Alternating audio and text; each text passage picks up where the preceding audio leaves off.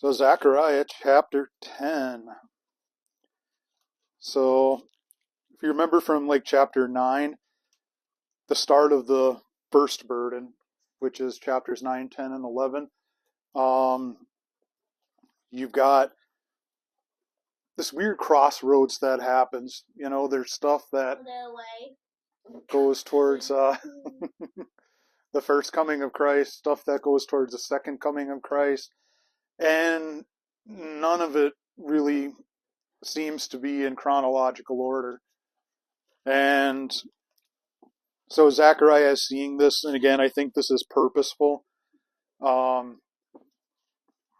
like a lot of the times we would tend to ask, how come they didn't see it when Jesus came the first time? How come they didn't recognize it? Well, Paul tells us in chapter 2 of 1 Corinthians, that if the enemy, the ones against him, if they would have known that, the rulers, powers, principalities, they would not have crucified the Lord of glory if they knew about the resurrection. That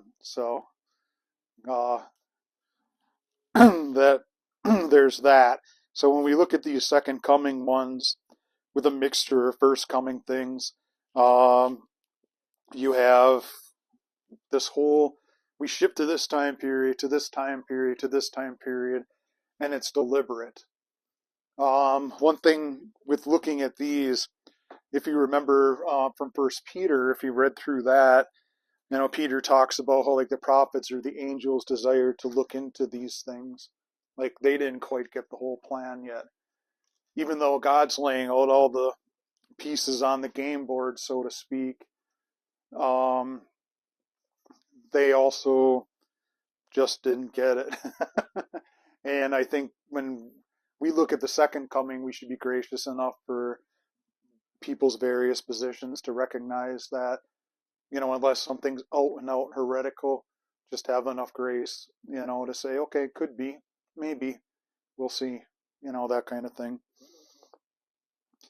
But we also looked, since it's been a bit since our last one, we had the two kings in Zechariah 9, the contrast between Alexander the Great and the coming Messiah. And with that, there was this contrast between those two. And then after the contrast, we had this theme of, again, redemption, restoration, salvation, picking up in the latter portion of chapter 9. And that's going to continue through chapter 10. This restoration, this salvation, this redemption. And it's going to begin with the rain and the harvest times. Now, national Israel, they have basically two rainy seasons. We think of, our seasons in Wisconsin, there's, again, some people say spring, summer, fall, winter, but if you've lived here long enough, it's winter, road construction, road construction, road construction. So, ever since like when the girls were younger, when they would point out all the orange pylons, they'd be like, "Oh, look, it's the Wisconsin state flower," So, it is what it is. But they were dependent on a lot of these rains because they needed it for their harvests.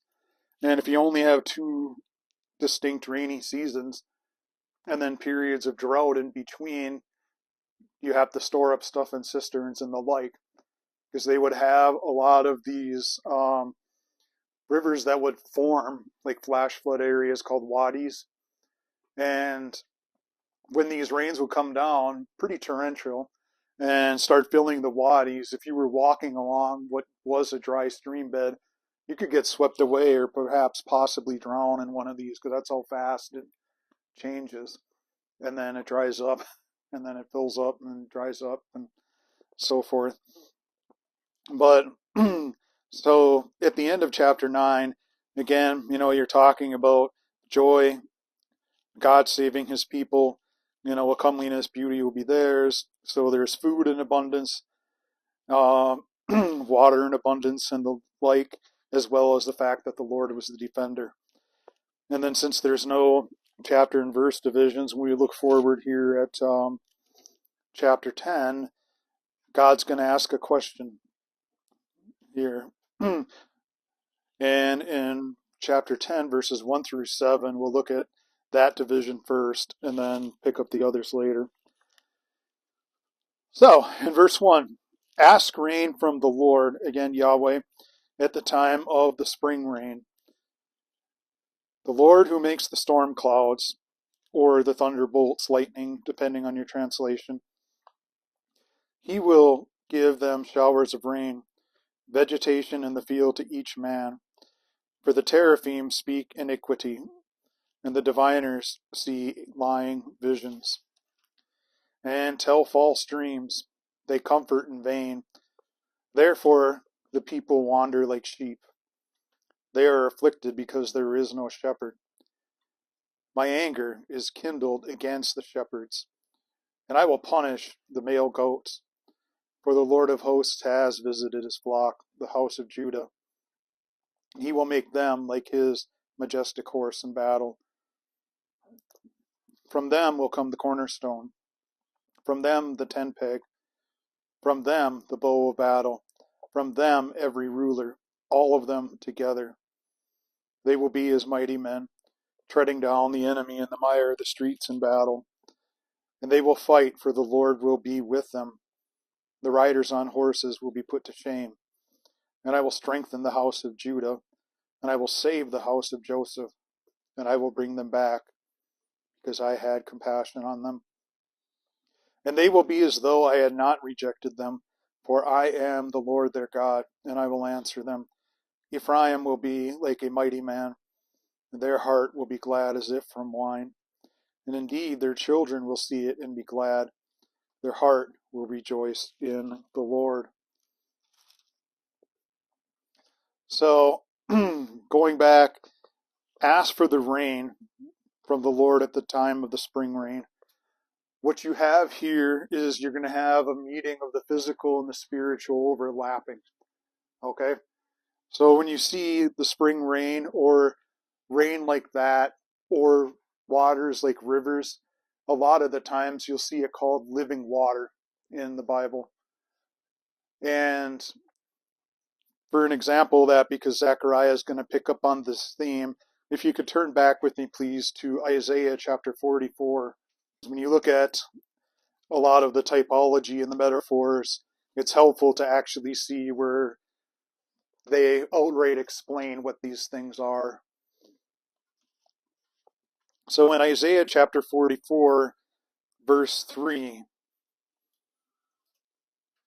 the Hebrew prophet Isaiah is going to say this: For I will pour out water on the thirsty land and streams on the dry ground. I will pour out my spirit on your offspring, my blessings on your descendants. So Isaiah links the Holy Spirit with this living water. And so he's using the physical as kind of a metaphor for the spiritual, or a typology, or the Hebraic term would be a midrash, one meaning something of the other. And if that's not enough, turn with me please to the Gospel of John chapter 7. And we'll start in verse 37. But for background, where we're at right now, this is Jesus at the Feast of Tabernacles. On what's called Simchat Torah, the joy of the Torah, the final day of the feast. So in verse 37 in John's Gospel, it says this: Now on the last day, the great day of the feast, Jesus stood and cried out, saying, If anyone is thirsty, let him come to me and drink. He who believes in me, as the scripture said, from his innermost being will flow rivers of living water. But this he spoke of the Spirit, whom those who believed in him were to receive, for the Spirit was not yet given, because Jesus was not yet glorified. So do you see how Jesus is using that water, living water metaphor for the Holy Spirit? So Zechariah, you have the two meanings, much like Isaiah. yes, the physical water is going to be there, but it's going to be a reflection of what's happening spiritually amongst his people at that time. So turning back to Zechariah 10, so he's saying, ask from the Lord at the time of the spring rain. We're going to pick up on that for a bit, because the spring rain was a bit more torrential than, say, the autumn rains, which would have been a little bit lighter. Or if they have any type of rain that happens um, elsewhere besides the spring and fall harvest seasons, it would be kind of like some of those times where around here, there's a chance of rain in the forecast. I still think I can get the lawn mowed, and then it just rains for about 5 minutes. You're like, oh, I go back in the house, and then it stops. Something like that. So it's, but what God is saying is, if you want to see this, if you want to see this outpouring all the time for the harvest, then he's going to emphasize it later in verse 1. Again, Yahweh who makes the storm clouds, or again, the lightning bolts, depending on your translation. So the one who created all these things and the weather patterns is essentially saying, I can interfere with it and do that. And he will give showers of rain, vegetation in the field to each man. Where this kind of gets interesting is you have like some, you see some, what they would tend to call scattered showers here and there, where some people get rain, some don't. And God's saying, okay, all of you will. Again, why? Looking back to chapter 9 and going forward, they lived largely in an, agricultural society where they had to provide, their own food. I mean, meat was pretty much a luxury, for them. A lot of it was the produce you grew from the ground. And if you didn't have rain or a water supply, well, again, he's saying, okay, ask me for this, I'll give it to you. But again, key with that is you have to believe and trust in him and trust in his finished work.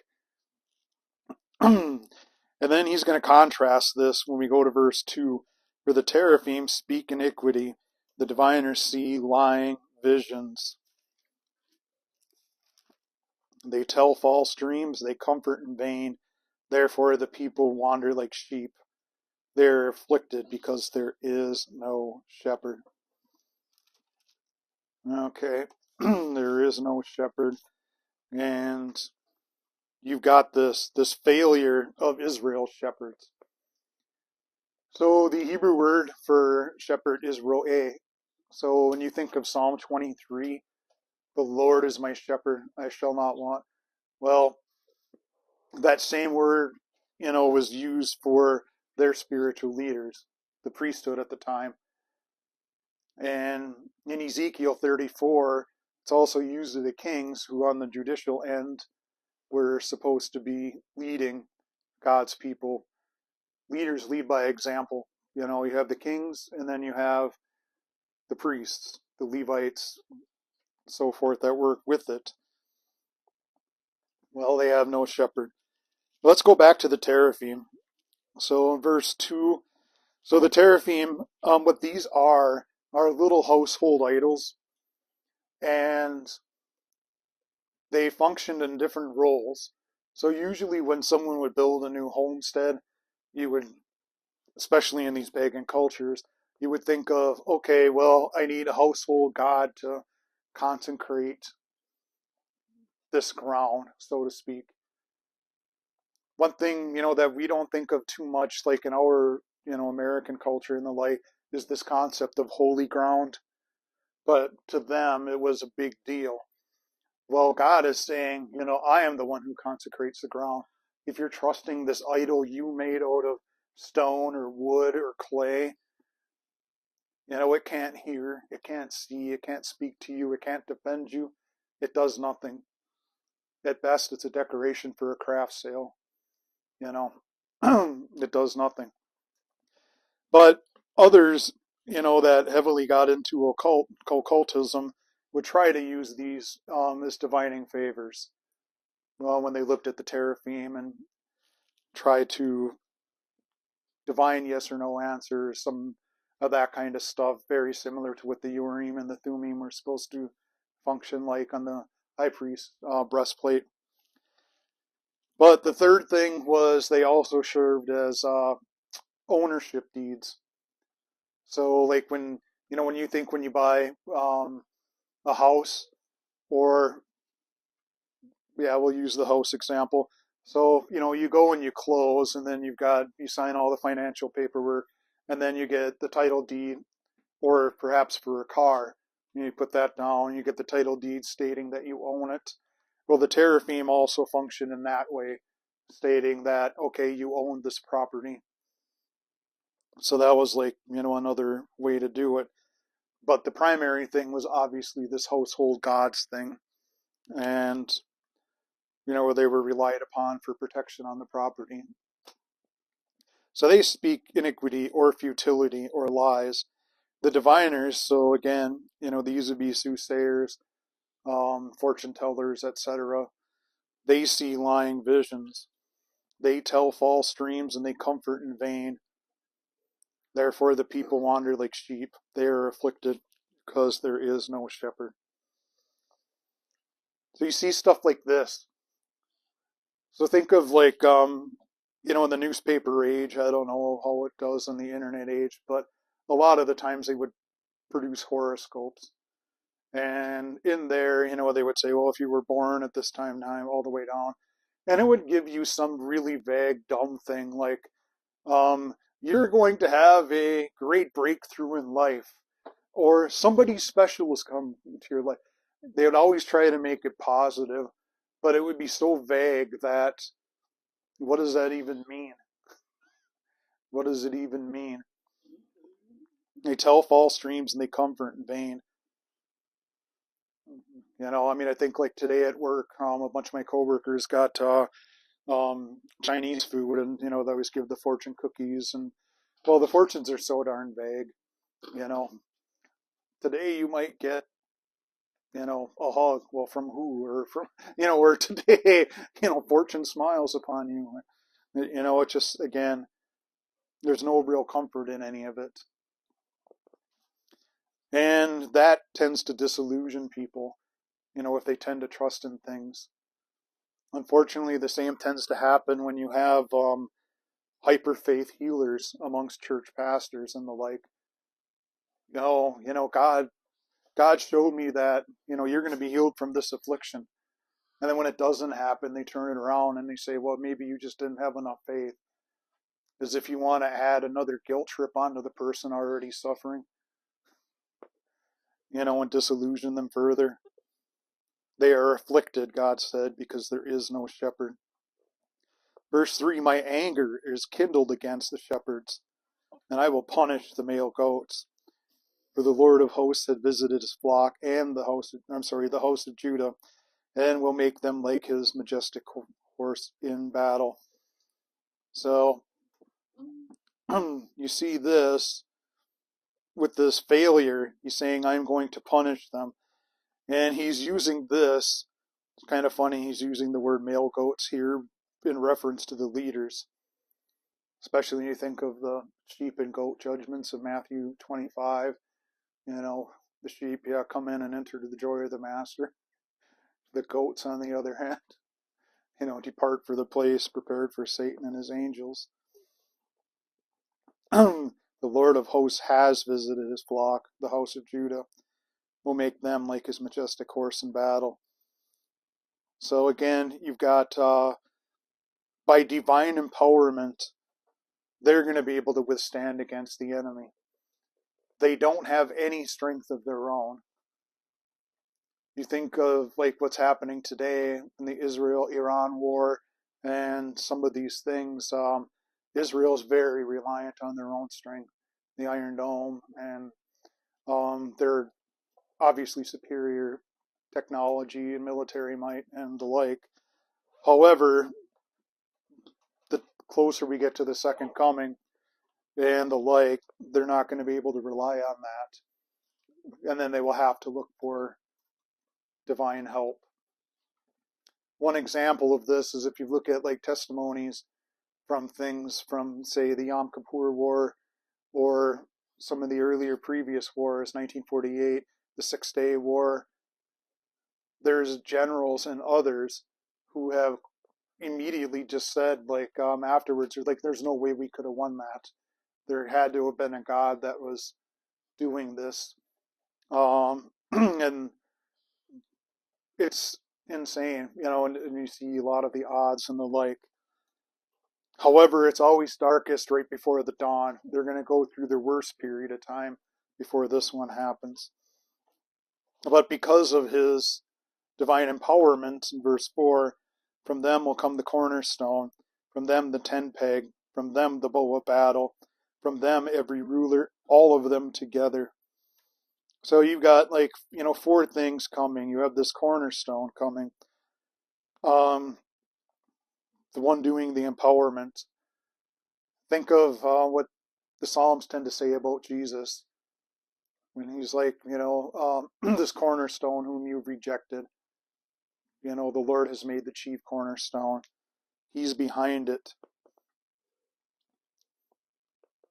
The tent peg this one's really interesting. So if you didn't have a permanent house, by the time you erected the tent structure, what they would for where you actually had the wooden poles and things that had the skins and stuff around it, they would fasten a nail at the top and then usually hang like a sack or a bucket or something where they put their valuables in. Because again, they wanted them away from the door. You don't want stuff where rain or other stuff could get in. So, the way, again, where all the valuables hung on it. And again, all that has value is going to hang on God. Hence why he's using the tent peg thing as an analogy. Whatever you feel is valuable hangs on me, the cornerstone. The next thing is from them, the bow of battle.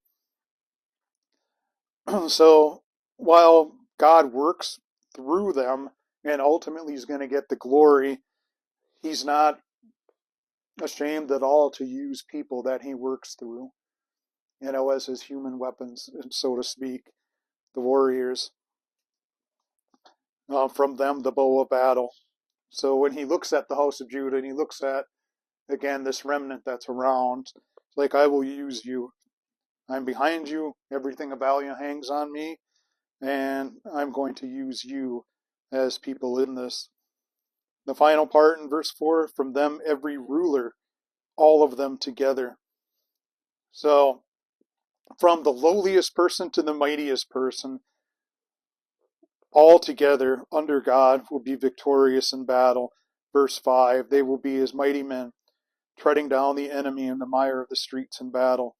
And they will fight, for the Lord will be with them, and the riders on horses will be put to shame.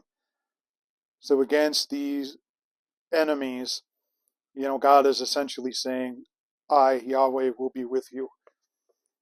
Now, think of elsewhere in the Bible that we've seen, if the Lord is for us, who can be against us? And this is going to apply to them now once they begin to realize that it is their God standing up for them. It is their God. And then in verses 6 and 7, you have salvation language that we saw earlier in like chapter 2 and some of the others of the 8 night visions. I will strengthen the house of Judah, and I will save the house of Joseph, and I will bring them back. It could also mean make them dwell, because I have had compassion on them, and they will be as though I had not rejected them. For I am the Lord their God, and I will answer them. Ephraim will be like a mighty man. Their heart will be glad as if from wine. Indeed, their children will see it and be glad. Their heart will rejoice in the Lord. So he's again talking about this remnant, that will be saved all the way through. And earlier, notice he mentions Judah, which is largely representative of the southern kingdoms at this time. Ephraim would have been the northern kingdoms, the northern tribes. So there is going to be a reunification happening. You even see parts of that now. When you see Jews making Aliyah, again, their immigration back to Israel now, you see some, Ashkenazi, you see some from Egypt, some from Africa. The skin tones are all over the place, but all of them have, distinct Jewish identity. I will bring them back. I will save them because I have had compassion on them. They will be as though I had not rejected them. For this, if you could turn back with me a few books back to Hosea, please. So in Hosea chapter 2, we'll pick it up in verse 14 to the end of the chapter. And I'll just comment on parts relating to the Zechariah thing.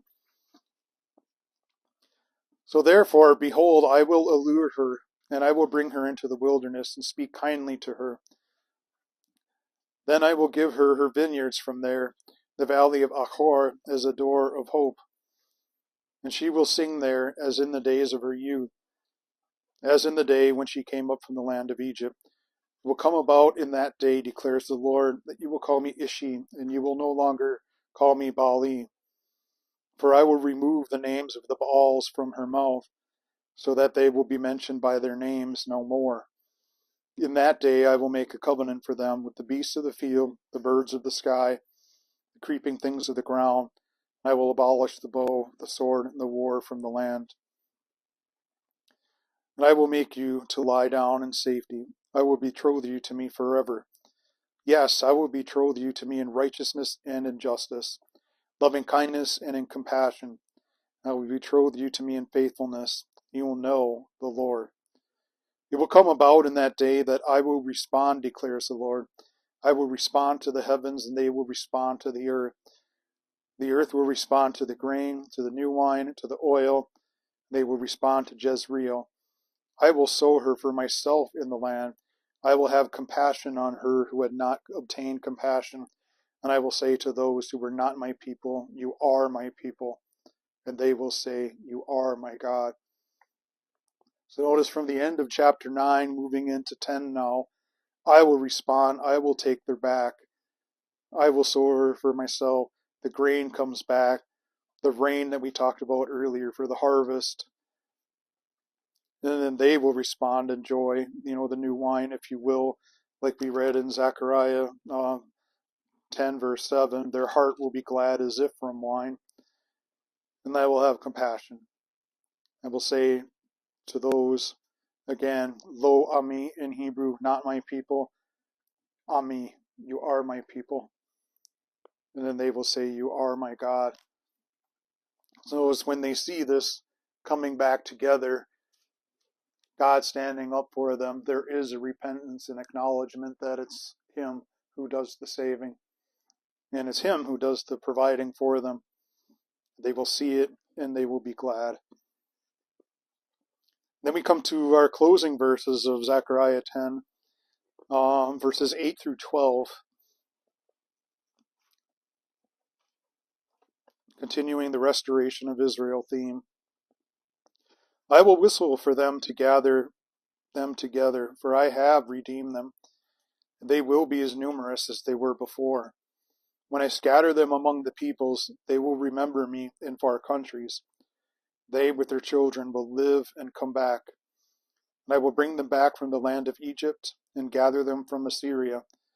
And I will bring them into the land of Gilead and Lebanon until no room can be found for them. And they will pass through the sea of distress. He will strike the waves in the sea, so that all the depths of the Nile will dry up, and the pride of Assyria will be brought down. The scepter of Egypt will depart, and I will strengthen them in the Lord. And in His name they will walk, declares the Lord. Now when you see this stuff, it seems like a lot of judgments all happening at once, chronologically, but some of this happens over time. But getting back to verse 8, I will whistle for them to gather them together, for I have redeemed them. They will be as numerous as they were before. So this Hebrew word for whistle, or could say hiss, or something like that, what that is the sound a shepherd makes that his own sheep all recognize. Now think of what Jesus said in John chapter 10. My sheep hear my voice and they know me. Another they will not listen to. So them at this time, their ears are going to be open to hear the sound of the one true shepherd. Whereas earlier in chapter 10, God was angry at these false shepherds, these teraphim, these others that afflicted his people because there is no shepherd. Now, here he's saying, I'm going to do that. What's interesting is I've heard stories from people who have watched modern day shepherds over in Israel and elsewhere like that, and the tribes that watch after them.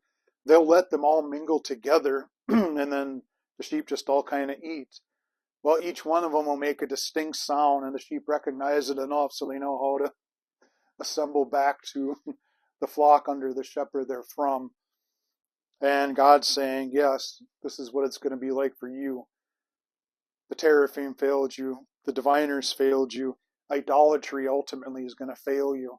Only the one true God will save you. And it's his voice you should hear. And then, I have redeemed them, he said, and they will be as numerous as they were before. So if you notice, like, how often their population has gone down, even in the past century or so, with the Holocaust and many other things that have happened that have depopulated them.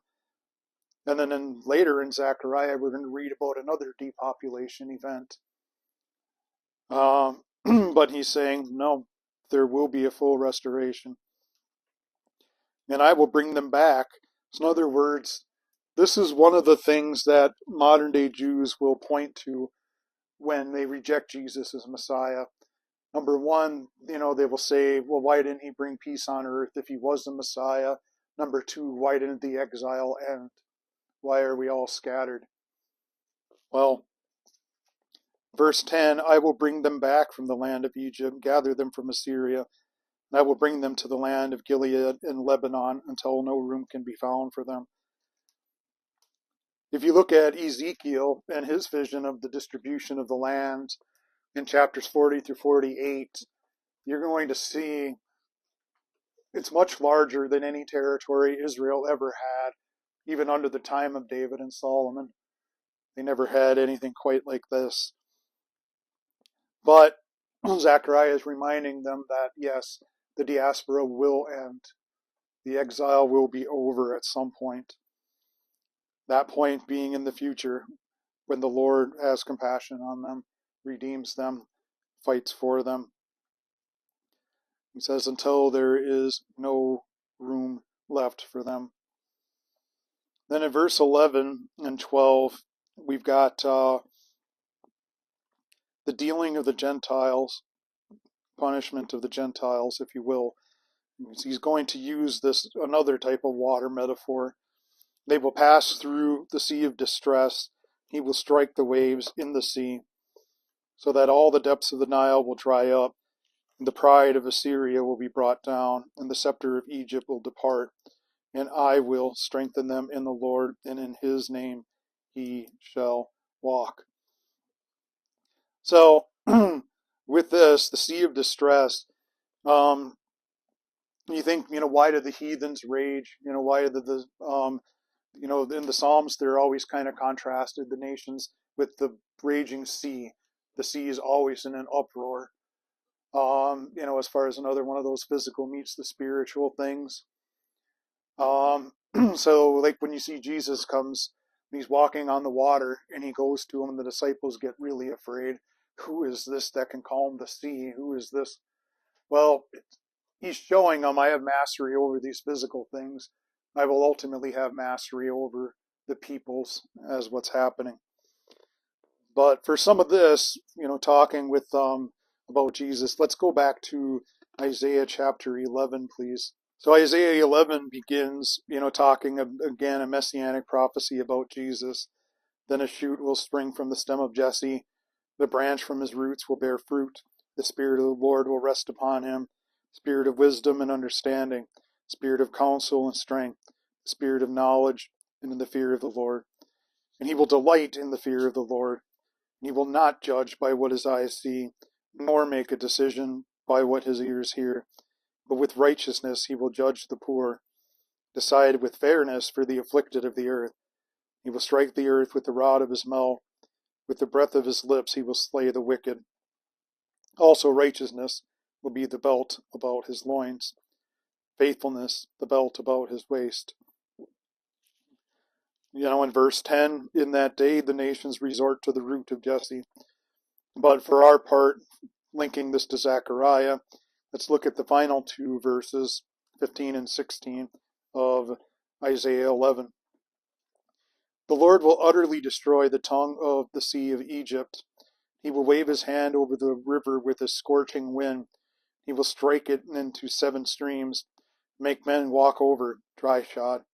There will be a highway from Assyria for the remnant of his people who will be left, just as there was for Israel in the day they came up out of the land of Egypt. So one thing, Isaiah is talking about here and Zechariah is in these parts is there's going to be major geographical and topographical changes that occur when he returns. You'll see more of that in Zechariah 12, 13, and 14. And, my goal is to kind of help you see where other prophets prior to Zechariah said similar things. Or if, for example, the book of Revelation, which is the major prophetic book in the New Testament, has a lot of that kind of language. So when that is. But here, what Zechariah is doing, since Isaiah prophesies hundreds of years before Zechariah's time, he's adding further detail. In other words, for some of the people who are landlocked at this time, God's going to provide a way for them to have easier travel to get back to their home country and the exile ends. And then in verse 12 of Zechariah 10, it says, and I will strengthen them in the Lord, and in his name they will walk, declares the Lord, again Yahweh. Once again, alluding to the fact that they become a regenerated nation. Just like Hosea, I will have compassion on those who I had no compassion. These people who were not my people, I will say, you are my people. I will strengthen them. Well, think kind of like our lives. How much can we do in our own strength? We're always in reliance on the Lord, for like what Paul would say, in my weakness, his strength comes forth in this, it's my paraphrase there. And I will strengthen them. So if you think of Zechariah 9, 10, 11, and 12, 13, 14, the two burdens, if you kind of think, okay, like if you've got this X shape going forward and nothing's really in chronological order, but you can see where the 2 points cross right in the middle. They culminate, everything culminates in one center point. And then that's kind of where this stuff is all going to lead in these two burdens here. It's all going to kind of point to the end, like at the second coming. But you're going to have these road stops along the way about the first coming that we're going to see when we take chapter 11 next time. But again, so when you look at this, try to look at 9, 10, and 11 together. One prophetic oracle that all links. Some stuff is for the first coming of Christ. Some stuff is for the second coming. Some stuff happens historically all the way through. Like, for example, verse 11 and here, the pride of Assyria will be brought down. Well, the Babylonians took out Assyria. It's no longer really a kingdom today. You have the modern nation of Assyria and other surrounding territories that have been created out of it. The scepter of Egypt will depart, in verse 11. Well, when's the last time anyone can ever remember a living pharaoh? They were wiped out even before the time of Jesus, but they were still around in the last dynasties in Zechariah's day. So some of this happens historically, some of it all at once. The hard thing is like when you read this, Zechariah is trying to put in his words what he's seeing, with these visions from the Holy Spirit. But the main takeaway, I will strengthen them in the Lord, his name they will walk.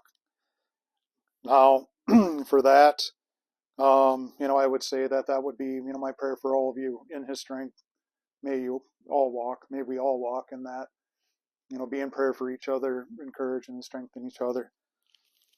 The next time, we're going to have a contrast, much like we had Alexander the Great and Jesus the first time. And now in chapter 11, we're ultimately going to kind of have a contrast between the good shepherd and the foolish shepherd, the Messiah and the Antichrist. So that's what we're going to be looking at next in chapter 11.